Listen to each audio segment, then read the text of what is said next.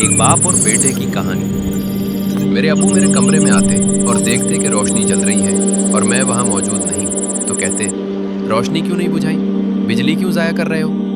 वो बाथरूम जाते और देखते कि नल से पानी टपक रहा है, तो ऊंची आवाज में कहते, नल ठीक से क्यों बंद नहीं किया, पानी क्यों बर्बाद कर रहे हो। वो हमेशा मुझे तनकीद का निशाना बनाते और इल्ज़ाम लगाते कि मैं सुस्त और लापरवाह हूँ। वो हर चीज़ में दखल देते, यहाँ तक कि अपनी बीमारी के दिनों में भी। फिर वो दिन आया जब मुझे एक अच्छी नौकरी मिल गई, जिसका मैं बहुत शिद्दत से इंतज़ार कर रहा था। आज मैं एक बड़ी मल्टीनेशनल कंपनी में एक बेहतरीन ओहदे के लिए इंटरव्यू देने जा रहा था। मेरे जहन में ये था कि अगर मेरा इंतखाब हो गया तो मैं ये घर छोड़ दूंगा और इसकी मुसलसल नसीहतों से जान छुड़ा लूंगा।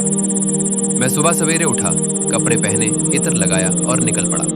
दरवाजे पर अब्बू ने मेरे कंधे पर हाथ रखा और कहा, मैं चाहता हूं कि तुम वहां पर एतमाद रहो और इंटरव्यू में किसी सवाल से शर्माओ मत। मैंने दिल ही दिल में मजाक उड़ाते हुए हंसते हुए सोचा कि ये नसीहतों का वक्त नहीं है। मैं घर से निकला और टैक्सी पर कंपनी पहुंचा।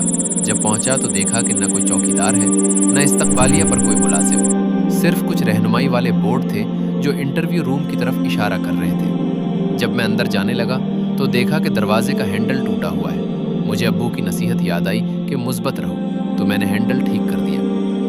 जब मैं सीढ़ियां चढ़ रहा था तो देखा कि दिन के वक्त भी रोशनी चल रही है, तो मैंने उसे बुझा दिया। जब मैं इंटरव्यू रूम में दाखिल हुआ तो देखा कि इस कंपनी में जानबूझकर कुछ गलतियां रखी गई हैं ताकि उम्मीदवारों को परखा जा सके।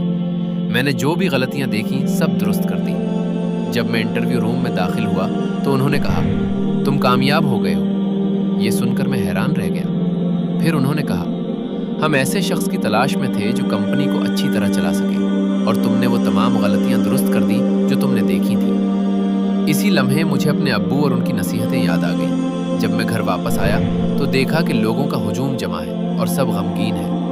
वक्त हाथ से निकल चुका था, अब्बू रुखसत हो चुके थे। अब मैं समझ गया कि मेरे अब्बू हमेशा मेरी भलाई चाहते थे।